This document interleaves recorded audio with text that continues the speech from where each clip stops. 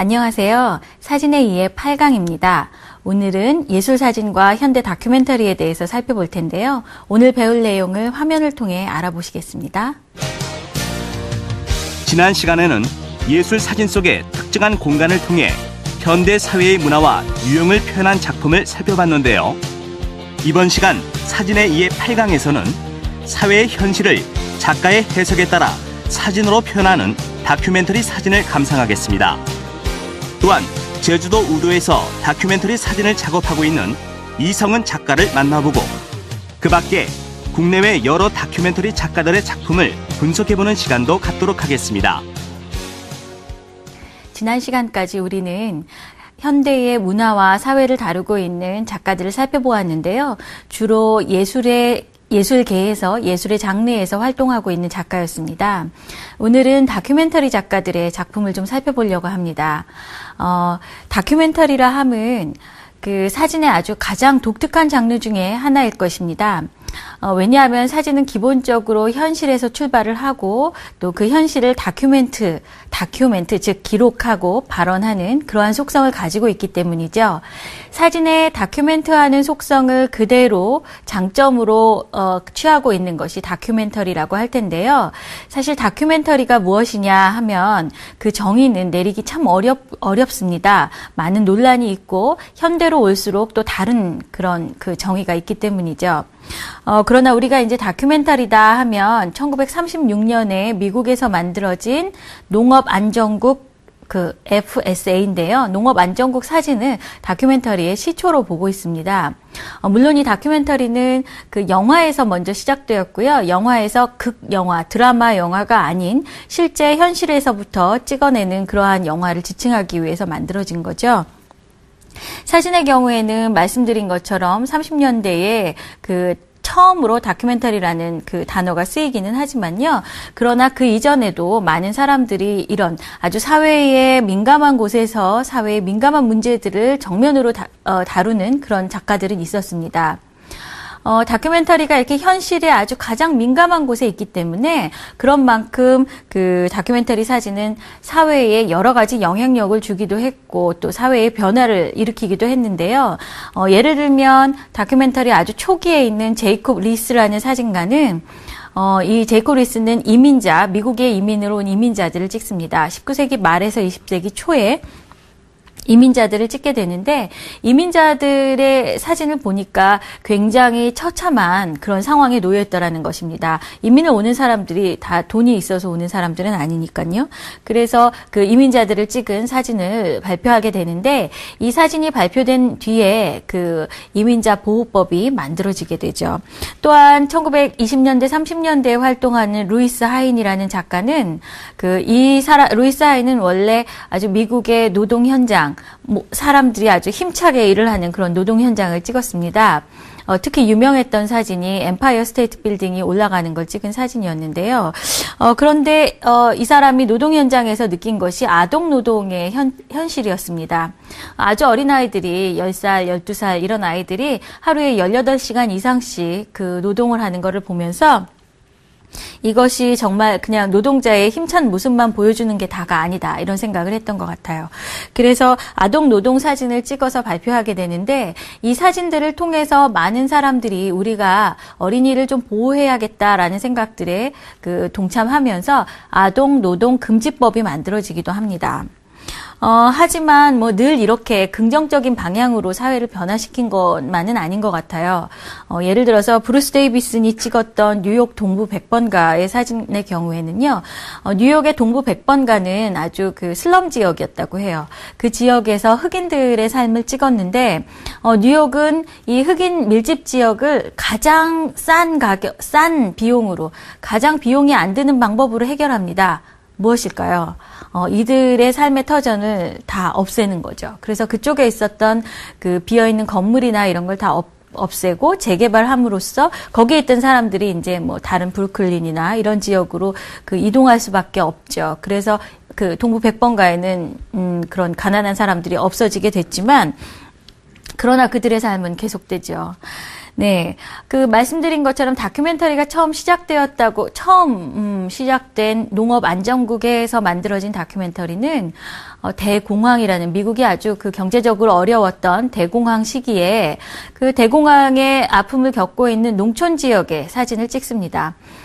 농촌 지역에서 농촌의 피폐함을 찍어서 그 사진들을 사람들에게 보여줌으로써 농촌 지역의 이 농민들 혹은 꼭 농민이라고 하기는 어렵고 이 농촌 지역으로 떠돌아다니면서 이렇게 일을 하는 그런 일용 노동자들의 삶을 어떻게 구제해야 할 것인지에 대한 또 논란이 일어나고요. 그 사진으로 인해서 미국은 뉴딜 정책을 피게 되고 또 후보댐을 만들면서 노동자들을 그쪽으로 흡수하는 그런 정책을 피게 됩니다. 그런 초기의 다큐멘터리들은요, 지금 말씀드린 것처럼 사회의 가장 민감한 곳에서 사회 문제라고 하는 것들을 휴머니즘이라는 정신에 입각하여 사진을 찍습니다. 즉, 사람들이 잘 모르고 있는 어떤 현실을 사진으로 찍어서 사람들에게 알리고 그것으로 사회를 변화시키고 그래서 인간을 좀 더 살기 좋게 하자라는 데에 바탕을 두고 있죠. 그러나, 현대 다큐멘터리는요, 그것과는 조금, 방향이 좀 다른 것 같습니다. 지난번에 보셨던 미국인들이라는 사진 기억하시나요? 로버트 프랭크가 찍었던 미국인들이라는 사진이, 현대 다큐멘터리를 열었다라고 평가를 받는데요. 그렇게 되는 거는 조금 전에 말씀드렸던 그런 다큐멘터리 사진들이, 어떤 문제 중심이고 너무 휴머니즘을 강조한 데 반해서, 로버트 프랭크는 주관적인 시각, 주관적인 해석, 모두가 다 미국이 살기 좋다라고 말할 때 이민자인 내가 보기에 미국은 인간을 너무 소외시켜라고 해석하잖아요. 즉, 다큐멘터리는 이렇게 있는 그대로의 사실을 보여주는 것이 아니라 사진가가 보고 자신의 관점에 따라서 해석한 그런 주관적인 해석이 들어간 사진이 다큐멘터리다라는 의식이 생기게 되는 거죠. 그러면서 이제 현대적인 다큐멘터리가 시작이 됩니다. 제가 오늘 우리는 한정된 시간에 사진을 봐야 되기 때문에요. 오늘 저는 한 몇 사람의 사진을 좀 보여드리려고 하는데 먼저 외국의 세바스티앙 살가도라는 브라질 작가의 사진과 또 한국의 작가들 그리고 특히 우리의 현실 중에서도 분단이라고 하는 가장 민감한 현실을 다루고 있는 현대 작가들을 한국의 사진가들을 좀 보여드리려고 합니다. 먼저 세바스티앙 살가도의 사진을 좀 보시겠습니다.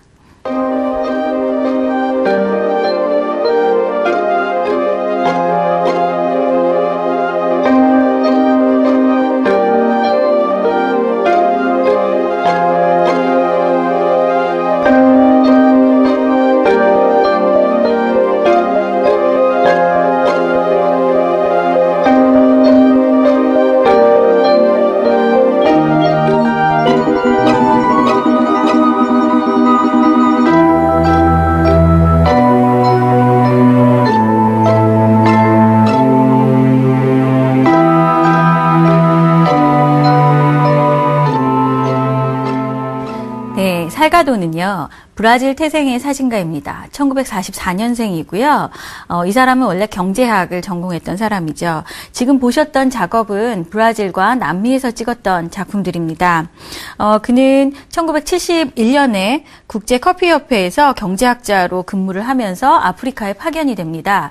근데 아프리카에 가서 아프리카는 그 당시에 아주 지금도 마찬가지겠지만 굉장히 여건이 안 좋았고 아주 처참한 상황이었다고 합니다.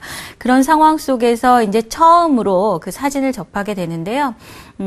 부인이 가지고 있던 카메라를 들여다보면서 이게 정말 이 처참함은 글로도 표현할 수 없다. 사진만이 이 힘을 실어서 보여줄 수 있을 것이다. 라고 해서 사진가로 전향을 합니다. 그래서 80년대에 매그넘이라고 하는 사진 에이전시인데요. 작가들이 소속이 돼 있어서 가서 사진을 찍어서 각 지역에 이렇게 사진을 주거나 파는 그런 사진 에이전시에서 활동을 합니다. 이 매그넘은 아무나 들어갈 수 없는 굉장히 들어가기 어려운 그런 조직인데요. 그쪽에서 사진가로 활동을 합니다. 아주 대표적인 사진가가 세계적인 사진가가 된다는 뜻이기도 합니다.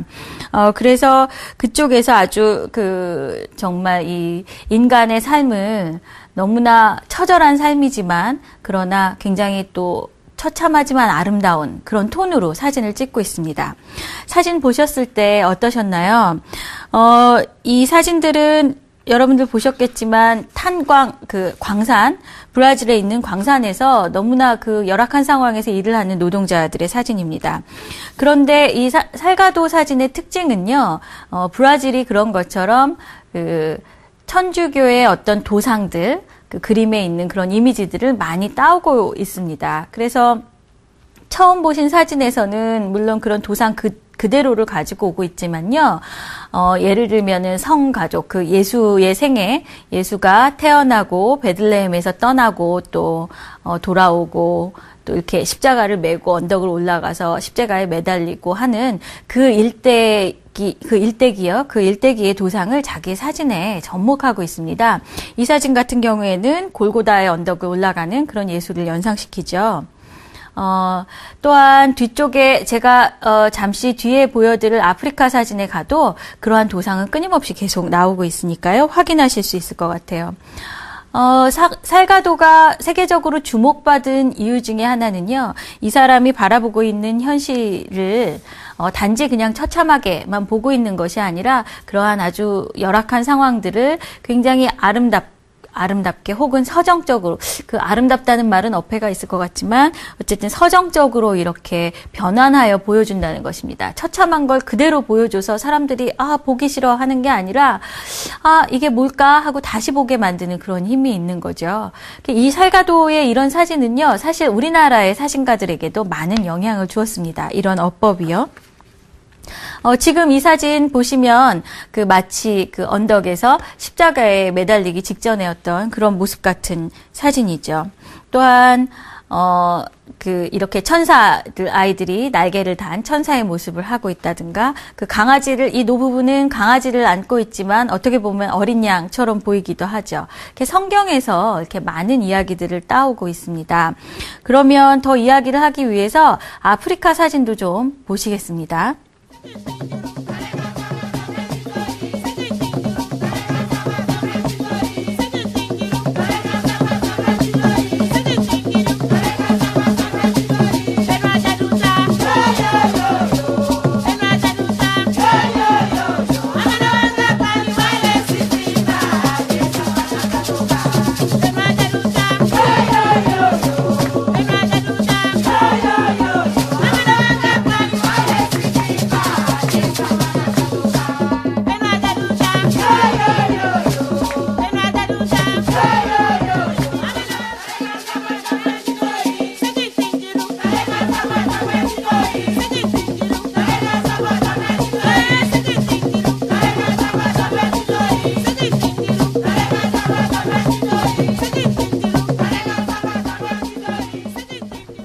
아프리카 사진은 앞에 브라질 사진과 조금 비교해 보시면 조금 더 이렇게 감성적이고 서정적으로 됐다는 느낌이 좀 드시는지 모르겠네요.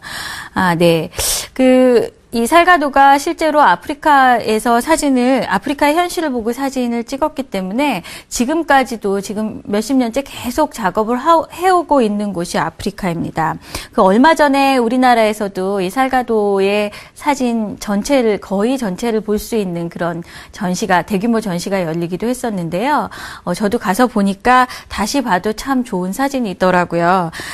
여기에서 여러분들 아까 확인하셨던 것처럼 그냥 고통받는 아이지만 고통받는 현실 속에서도 그것을 미화시키는 그런 힘들이 있습니다. 그리고 그게 단지 그냥 미화시키는 것이 아니라 우리에게 현실에 대해서 다시 반성해야 함을 또 함께 이야기하고 있습니다. 살가도가 아주 인정받고 또한 평가받는 지점은요, 바로 이 사람이 제3세계, 브라질이라고 하는 제3세계에서 태어나서 제3세계인의 눈으로 자신의 현실을 보았다는 점에서 좋은 평가를 받고 있습니다. 늘 다큐멘터리라는 것은 어떤 찍을 만한 힘이 있는 사람 혹은 제1세계 서구의 사진가들이 그렇지 못한 제3세계에 가서 찍어가지고 와서 현실이 이렇다라고 이야기를 많이 해왔는데 그러다 보니까 상당히 서구 중심적인 시각을 갖기 마련이었습니다. 그런데 이 살가도는 자신의 현실에서 자신의 현실에서 시작을 하고 또 그것을 제3세계인의 주체적인 시각에서 보았다는 점에서 아주 좋은 평가를 받고 있는 작가입니다. 네, 이제는 좀 한국의 작가들을 살펴보도록 하겠습니다. 먼저 우리가 함께 살펴볼 작가는 이성은 작가인데요. 이성은 작가는 우도에서 해녀들을 오랫동안 찍은 작가입니다. 숨비소리라고 하는 작품으로 자신의 그 우도 해녀들을 발표했는데요. 처음에 우도에 내려가서 우연히 만났던 해녀들의 삶에 매료되면서 또 본인이 제주도에서 태어나기도 했고요. 매료되면서 그쪽의 사진을 아주 진중하고 아주 진실된 그 모습으로 찍고 있습니다. 먼저 그 이성은 씨와 한번 만나보시고요. 이성은 씨 사진이 가지고 있는 그런 진실성을 한번 만나보시기 바랍니다. 저는 대학에서 사진 전공했었습니다. 그때 대학을 다니면서는 사진을 열심히 이렇게 찍지 못했습니다. 열심히 공부하지 못했는데요. 제가 좋아하는 대상을 만나고 사진가로 살아야 되겠다 그런 생각을 했습니다. 그래서 제주 우도에서 해녀들을 만나고 그리고 사진을 찍으면서 사진가가 되게 되었습니다. 그럼 본인의 작품 소개에서 네, 저의 그 우도 해녀 숨빗소리 사진은 1999년부터 2006년 동안 해수로 한 8년 정도 됩니다. 그 기간 동안 뭐 길게는 한 달 정도, 또 짧게는 뭐 4박 5일 이렇게 서울과 제주도를 오고 가면서 제가 해녀들의 일상, 그 살아가는 모습들, 그리고 물질하는 모습, 그리고 밭에서도 마늘밭이나 땅콩밭에서 일을 합니다. 네, 일하는 모습, 해녀들의 풍습, 또 뭐 장례식이라던가 영등 송별제라고 바람의 신을 떠나보내는 그런 그 제사가 있습니다. 그래서 그런 것들 해녀들의 삶에 좀 가까이 다가가서 작업을 했습니다. 제주 우도에서 그 해녀들의 숨빗소리를 가장 가깝게 그리고 가장 감동적으로 듣게 되었습니다. 그 숨빗소리라는 거는 해녀들이 그 물속에서 물질을 하다가 그 숨을 참고요. 올라와서 그 가쁘게 이렇게 그 내쉬는 휘파람 소리를 숨빗소리라고 합니다. 그래서 그 제가 봤던 그 해녀분은 나이가 대단히 많으신 할머니셨는데요. 그분들의 숨소리가 대단히 애절하고 그리고 또 힘차기도 하고요. 그래서 대단히 감동적이었습니다. 그래서 그 숨빗소리를 듣고 해녀 작업을 시작하게 되었습니다. 우도에서 해녀로 태어나는 거는 우도에서 여자로 태어나는 거는 3, 40년도 그 시절에는 해녀로 태어나는 거였다고 합니다. 그래서 거의 여자로 태어나면 다 물질을 하게 되는 그런 운명 같은 삶을 시작하게 되는데요. 그때 뭐 아들이 태어나면 엉덩이를 때리고 딸이 태어나면 돼지를 잡는다고 합니다. 그렇게 여자로 태어나서 이렇게 돈을 벌어야 되는 그런 어떤 살림 미천이 되는 그런 삶으로 태어나게 되는데요. 그럼에도 불구하고 자기의 인생을 인내하면서 또 희생하면서 꿋꿋하게 받아들이고 그리고 열심히 강인하게 살아가고 있습니다. 그런 그 모습은 저희 어머니의 모습하고도 거의 닮아 있고요. 그래서 본인을 희생하면서 살아가는 그 어머니들의 모습 촬영하고 싶었고요. 그리고 여자로서 그 남자가 하기 힘든 일을 물질을 오랜 세월 동안 40년, 50년 그 어릴 때는 그 바다가 놀이터였는데 불구하고 나이 들어서는 뭐 노인정이라든가 다른 여가를 하지 않고 해녀로서 살아가면서 또 죽게 되는 그런 사람들. 그리고 해녀들의 삶을 제가 이제 계속 작업을 하고 보니까요. 세계적으로 바다에서 여성들이 이렇게 오랫동안 물질을 하고 일하는 삶은 흔치 않다고 합니다. 일본엔 있고 제주 해녀가 유일하다고 합니다. 그래서 또 해녀분들이 점점 노령화가 되어가고 젊은 분들은 전혀 해녀를 하고자 하지 않습니다. 그래서 사라져가는 해녀들의 모습도 기록하고 싶었습니다. 앞서 말씀드린 것처럼 숨빗소리는 99년부터 해녀들의 모습을 촬영한 사진집이고요. 흑백 사진으로 찍었고요. 그리고 한 100여 점 정도의 그 해녀들의 일상의 모습들을 담고 있습니다. 그리고 해녀분들이 글을 본인들이 살아온 이야기들을 또 적어주셨어요. 뭐 아주 어릴 때 10살부터 물질을 했거나 15살 때 뭐 바깥 물질, 그러니까 제주의 어장은 대단히 한정되어 있었기 때문에 많은 분들이 뭐 경남이나 경북, 황해도 뭐 러시아, 뭐 중국까지, 일본까지 다양하게 바깥 물질을 갔다고 합니다. 그래서 그런 그 사연들, 이야기들을 제가 글을 쓰실 수 있는 분들은 본인들이 아주 당당하게 써주셨고요. 글을 못 쓰시는 분도 계세요. 그런 분들은 이렇게 본인들이 살아오신 얘기들을 들려주시면 제가 받아 적어서 그 해녀들의 사진과 해녀들의 글, 이야기를 담은 사진집입니다. 처음에 그 해녀분들을 찍으려고 다가가는 해녀분들이 다 바닷속으로 이렇게 사라진 거예요. 그래서 당연히 해녀들의 그 물질하는 모습도 촬영을 했었어야 되고, 그래서 그 처음에 우도를 가고 나서 다시 이제 서울로 돌아와서 2번 정도 스쿠버 다이빙 레슨을 받았습니다. 그래서 해녀를 찍으면 이제 잠수 실력도 있어야 되고 또 대단히 위험하고 바닷속은 좀 무섭기도 하거든요. 그래서 제가 스쿠버 다이빙을 따로 배웠습니다.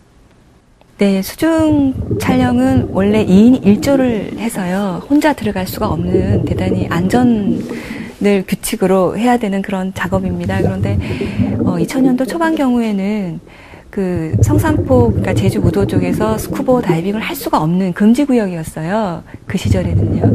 그래서 함께 같이 갈 분도 안 계시고, 그래서 제가 그 서귀포 쪽으로 가서 그 에어탱크를 빌려다가 또 이제 그 어촌 계장님한테 허락을 맡아야 됩니다. 제가 이렇게 촬영을 하고 싶은데 좀 도와주십시오.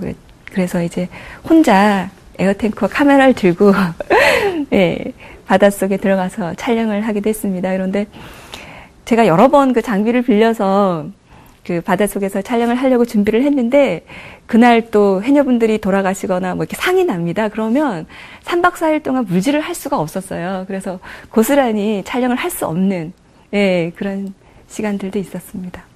그 30년 동안 그 골목암 풍경을 찍었던 김기찬 선생님 존경합니다. 그래서 그분의 사진을 보고 있으면 그 소박하고 아주 정겨운 우리의 일상이 담담하게 그려져 있거든요.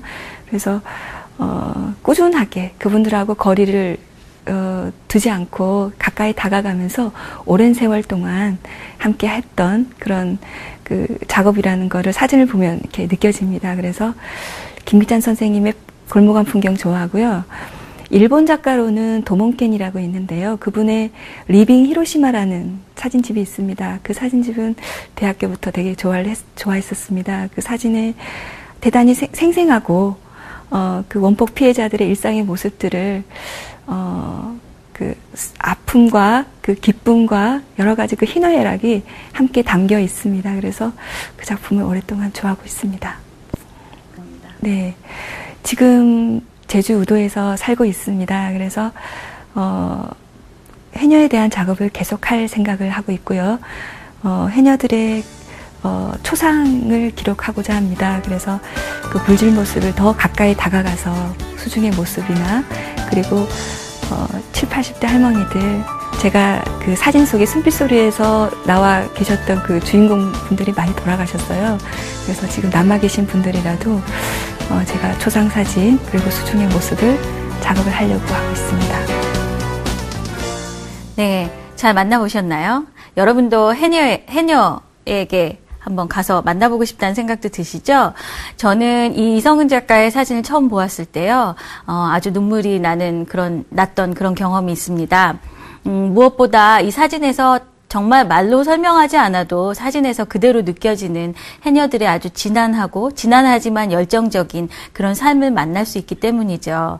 그리고 그렇게 그 해녀들의 아주 진한한 삶이 그대로 드러날 수 있는 거는요, 정말 진실되게 느껴지는 것은 그만큼 작가가 그 대상에게 진실된 마음으로 다가갔다는 것을 의미하기도 합니다. 사진의 정말 매력은 찍는 사람과 찍히는 사람의 마음을 그대로 담기 때문이죠. 그렇기 때문에 이 사진 속에서도 보면서도 우리가 해녀들의 삶도 그대로 느낄 수 있고 또 작가의 마음도 그대로 느낄 수 있는 것입니다. 네, 앞으로도 계속해서 이 작업을 하고 있다고 하니까요. 아마도 우리 해녀의 역사를 그대로 기록하는 그런 사진가가 될 거라고 생각이 됩니다. 또 기대해 볼 만할 것 같습니다. 다음은요, 이제 노순택이라는 또 작가를 만나보실 텐데요. 이 노순택 작가는 지금 보시고 계신 모든 작가들은 대부분 나이가 비슷합니다. 70년대에 70년, 71년 요때 다 태어난 젊은 작가들인데요. 이 작가의 작품 중에서 첫 번째로 야릇한 공이라는 그 작업을 보실 텐데요. 노순택 씨는 예전에 오마이뉴스 기자로 활동했던 작가입니다. 아주 사회 비판적인 그런 시각을 가지고 있는데요. 그가 보여주는 야릇한 공이라는 작업 먼저 보시겠습니다.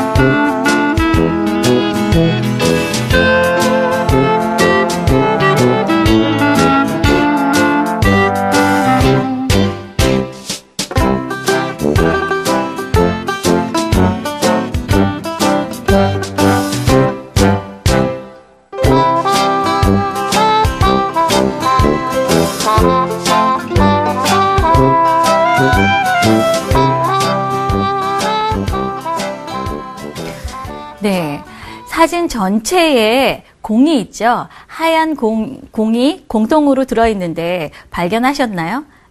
무슨 공일까요? 야릇한 공, 아주 이상한 공인데요. 이 노순택의 사진 속에 있는 동그란 공은 하얀색 공처럼 보이는 저거는요. 구글 어스에서도 확인할 수 없는 그런 거라고 합니다. 그게 무엇인가 했더니 미군의 레이더 돔이에요. 레이돔이요. 레이더가 있어서 거기서 이제 레이더가 있는 그런 돔이죠. 노순택은 평택 대추리에 가서 3년 동안 작업을 하는데요. 사실상 대추리에 사는 주민들조차도 저 하얀 공이 뭔지 잘 몰랐다고 합니다. 바로 이것은 군사시설이기 때문에 기밀이었겠죠. 이 노순택은 이 레이더돔만 찍은 것이 아니라 평택 대추리의 그런 상황들을 계속해서 미군과 관련된 상황들을 계속해서 촬영하였는데요.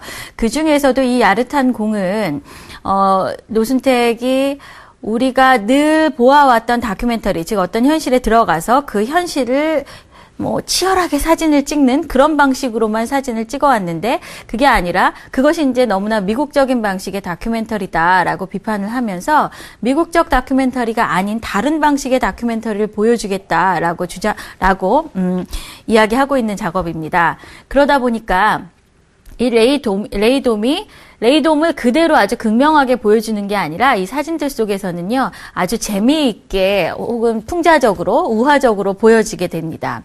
여기에 사진을 보시면은 사진 속에 그냥 보이지 않는 것처럼 어디에 있기도 하고요.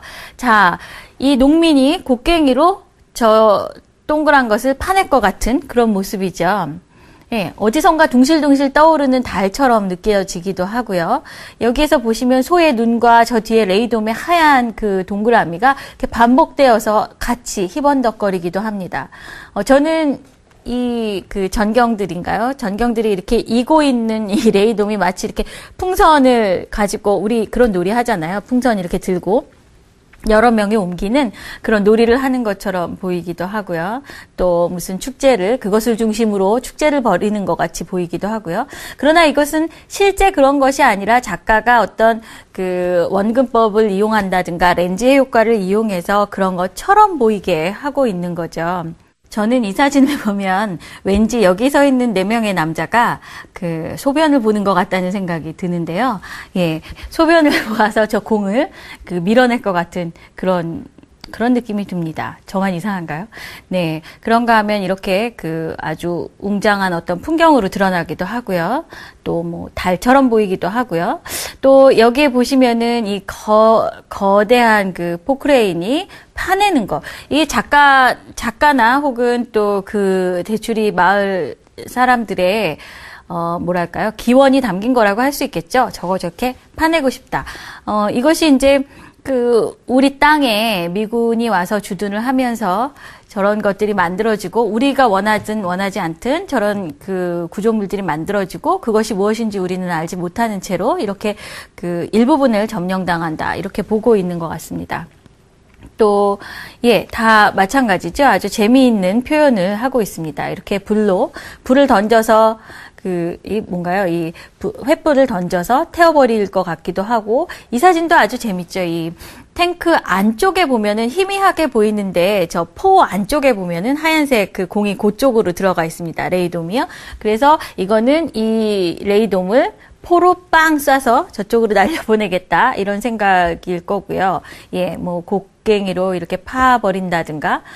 이 마지막 사진에서 보시는 것처럼요, 누가 더 큰가요? 그 농민이 아주 이렇게, 아주 큰 힘을 가지고 서 있습니다.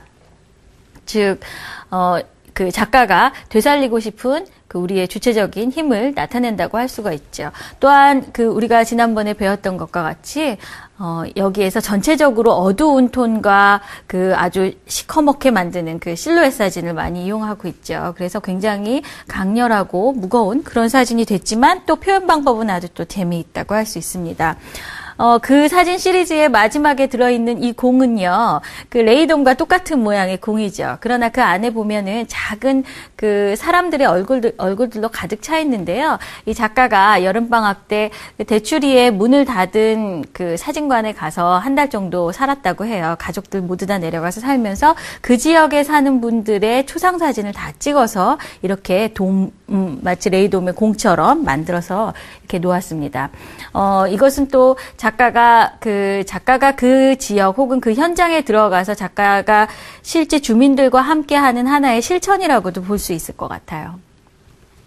다음에 보실 작품은요, 노순택이 찍은 레드하우스입니다. 이 노순택의 레드하우스와 또 그 다음에 보게 될 정동석과 또 이정이라는 작가의 작품은요, 모두 다 우리의 아주 뼈아픈 현실이라고 할 수 있는 분단 현실을 그대로 다루고 있습니다.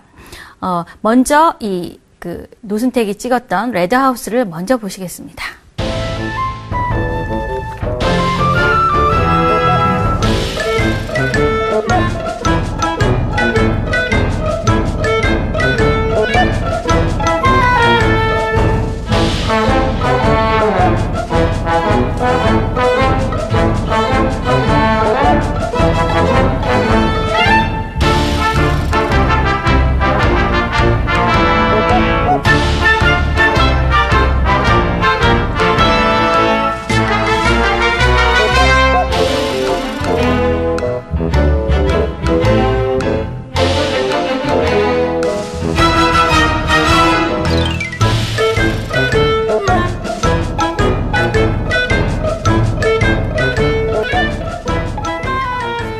네, 이 레드하우스는 무엇을 찍었나요?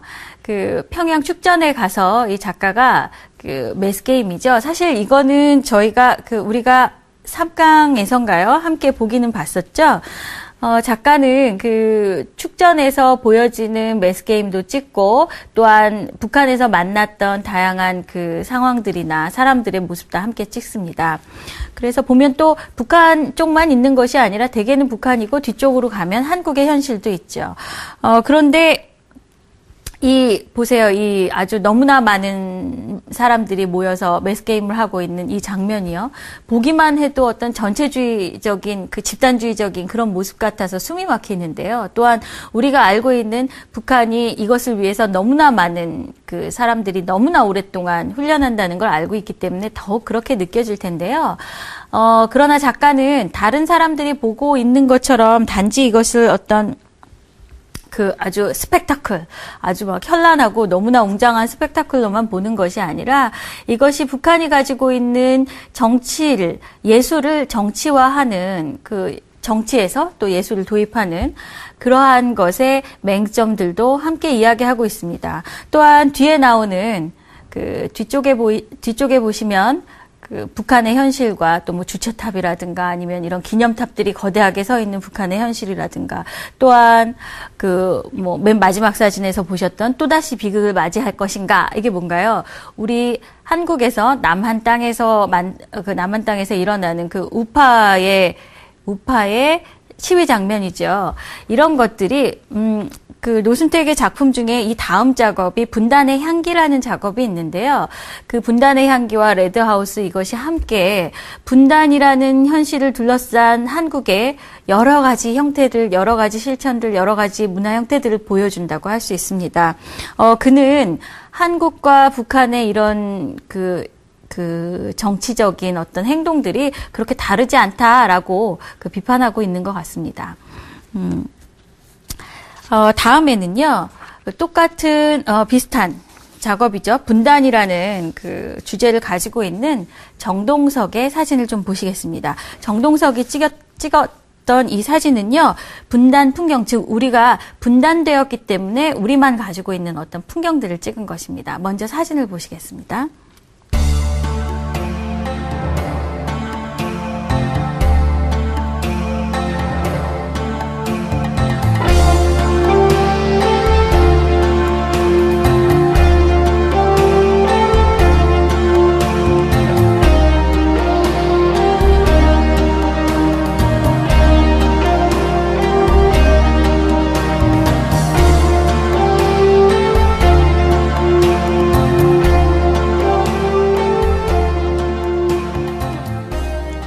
네, 이 사진은 그 앞에 사진보다는 조금 그 앞에 노순택이나 다른 작가들과는 조금 시간 차이가 있는데요. 83년에서 89년 사이에 찍었던 사진이라고 합니다. 보신 것처럼 사진 속에 계속해서 등장하는 게 뭔가요? 방공호와 또한 철책들이죠. 아주 한국적인 풍경이라고 할 수 있을 것 같습니다. 우리가 동해안에 그 놀러 가보면 항상 느끼는 게요. 동해안 쪽에서 밤에 다니면요. 아무 해안가나 나갈 수가 없습니다. 함께 같이 느끼실 것 같아요. 내가 저 바닷가에 나가서 놀고 싶어도 못 나가는 곳이 훨씬 많죠. 그 허락된 곳만 나갈 수 있고 아무 바닷가에나 나갈 수 없게 되는데요. 그게 뭔가요? 바로 우리의 분단 현실이 만들어낸 풍경이라는 거죠. 이 정동석은 그런 지점을 우리의 풍경이 단순히 어떤 그 멋진 풍경, 자연 풍경이 아니라 우리 풍경을 바라볼 때 가장 먼저 보이는 거는 우리의 분단 현실이라는 것을 보여주고 있습니다. 비슷한 관점에서 작업하는 작가가 있죠. 그러나 아주 젊은 작가이기 때문에 훨씬 더 좀 현대적인 감각에서 작업을 하고 있는데요. 이정이라는 작가입니다. 먼저 작품을 보시겠습니다. 많지는 않으니까요. 보시겠습니다.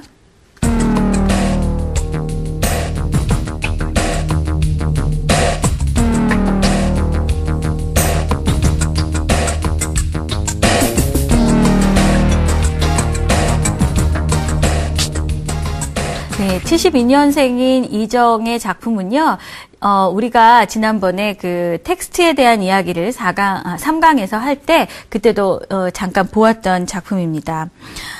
이정은 지금 보신 것처럼 우리가 이미 알고 계신 것처럼 이정이 찍은 풍경은 그냥 단순히 어떤 풍경이 아니라 우리만이 가지고 있다고 할 수 있는 그런 분단의 풍경이죠. 그래서 접경 지역에 제목이 그렇죠. 접경인 것처럼 그 북과 남이 접해 있는 접경 지역의 풍경 사진을 찍습니다.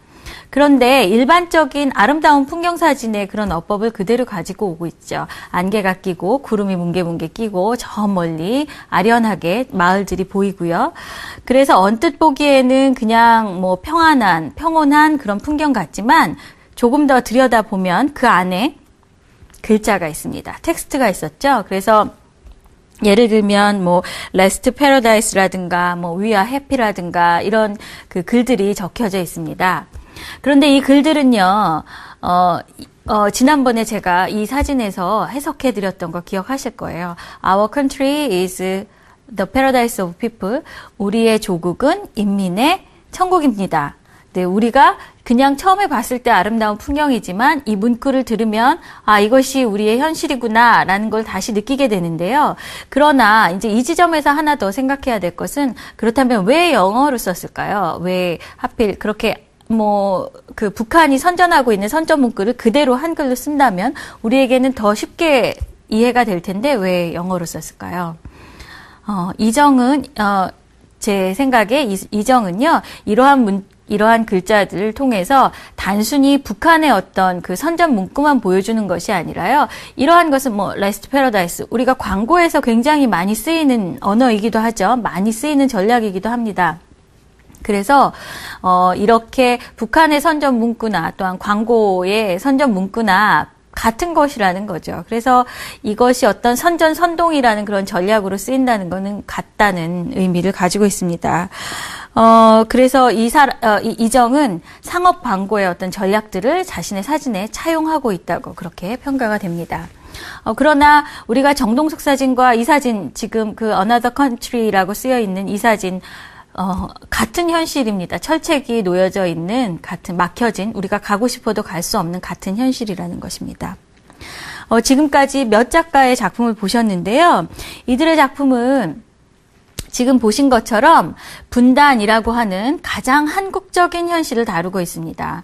그런데 그 분단에 대해서, 분단을 그 다큐멘터리로 다룰 때 어떤 이념이라든가 반공이라든가 이데올로기라든가 이렇게 보고 있는 것이 아니라 이 분단이라는 것이 지금 우리의 가장 아프고 또 가장 가까이에 있는 바로 지금 여기에 있는 그런 현실이라는 것을 보여주려고 합니다. 즉 우리가 지금 느끼지 못하지만 실제로 주변에서 너무나 쉽게 이 분단의 현실이 만들어내는 우리만의 현실들을 만나게 되죠. 그것은 노순택의 사진에서 또 확인을 해볼 수가 있었는데요. 그래서 이렇게 멀리 떨어진 것이 아닌 아주 직접적인 현실이라는 의미에서 그 분단을 보여줍니다. 지금까지 그 현대사회의 여러 면들을 다루고 있는 사진을 보았습니다. 또 이 다큐멘터리라고 하는 것은 특히 우리 사회야 우리 문화의 가장 민감한 문제들을, 아주 현실적인 문제들을 다루고 있는 것이 다큐멘터리입니다. 그러나 우리가 여기서 기억할 것은 다큐멘터리가 있는 현실을 그대로 보여주는 것이 아니라 작가의 해석에 따라 다르게 보여준다는 것입니다. 그렇기 때문에 초기의 다큐멘터리들은 현실을 그대로 잘 보여주는 방법만 고민을 했다면 이제는요, 지금 보셨던 이정이라든가 또는 그 노순택의 작업들을 보신 것처럼 새로운 형태의, 새로운 형식의 다큐멘터리들, 즉 그 있는 현실을 그대로 보여주는 게 아니라 풍경 사진의 어법을 도입한다든가 아니면은 어떤 풍자적인 그런 것들을 도입한다든가 이렇게 그 현실성만을 강조하는 것이 아닌 새로운 형식의 다큐멘터리를 도입하고 있습니다. 또 어떤 작가의 경우에는 다큐멘터리에 테이프도 붙이고 칠도 하고 이렇게 예전에는 절대 할 수 없었던 그런 작업들도 하는데요. 그게 이제 현대 다큐멘터리의 어떤 특징이라고 할 수가 있습니다. 자, 지금까지 4강에 걸쳐서 5강에서 8강까지 우리 현 시대의 작가들이 우리의 현실을 해석하는, 또 우리의 문화를 해석하고 또한 발언하는 여러 가지 그 사진들을 함께 살펴보셨습니다. 어떠셨는지 모르겠어요. 어떤 사진은 여러분의 삶에 너무나 가까워서 쉽게 이해가 되는 것도 있었을 거고, 또 어떤 사진은 내가 전혀 생각해보지 않았던 거기 때문에 잘 이해되지 않는 것도 있었을 것 같아요. 이 부분이 바로 사진이 가지고 있는 문화적인 속성이기도 할 텐데요. 사진은, 그러나 그 모든 사진들은 우리 사회와 문화의 목격자이기도 하고, 또 기록자이기도 하고, 그것을 자신의 입장에서 표현하는 예술가이기도 하였습니다. 그렇기 때문에 사진은 단지 어떤 것을 표현하였다, 찍었다에서 끝나는 것이 아니라 사회적인 발언이자 소통의 장으로 기능할 수 있는 것이지요. 자, 오늘 배운 내용을 화면을 통해서 알아보시겠습니다. 사진에 의해 8강에서는 사회의 현실을 작가의 주관적인 시선으로 해석해 사진으로 표현하는 다큐멘터리 사진에 대해 알아봤습니다. 그리고 유명한 다큐멘터리 사진작가 세바스티앙 살가도의 작품을 감상하는 시간을 가졌습니다. 또한 사진집 순비소리와 함께 제주도 우도에서 해녀를 주제로 작업 중인 이성은 작가를 만나보고 한국의 분단 현실을 사진에 담은 작가 노순택, 정동석, 이정의 작품도 감상했습니다. 제 강의는 오늘까지입니다. 저와 함께 그동안 보셨던 많은 작품들과 또 사진들이 여러분의 삶에서도 진동을 줄 수 있는, 울림을 줄 수 있는 것이었으면 좋겠습니다. 많은 사진가들은 또한 그것을 바라면서 또 자신의 사진을 발표하는 것일 것입니다. 다음부터는요, 9강부터는 허연주 교수님께서 함께 하십니다. 여러분께서 가장 관심이 있으실 포토 저널리즘에 대해서 자세히 살펴보실 것입니다. 그동안 수고하셨습니다.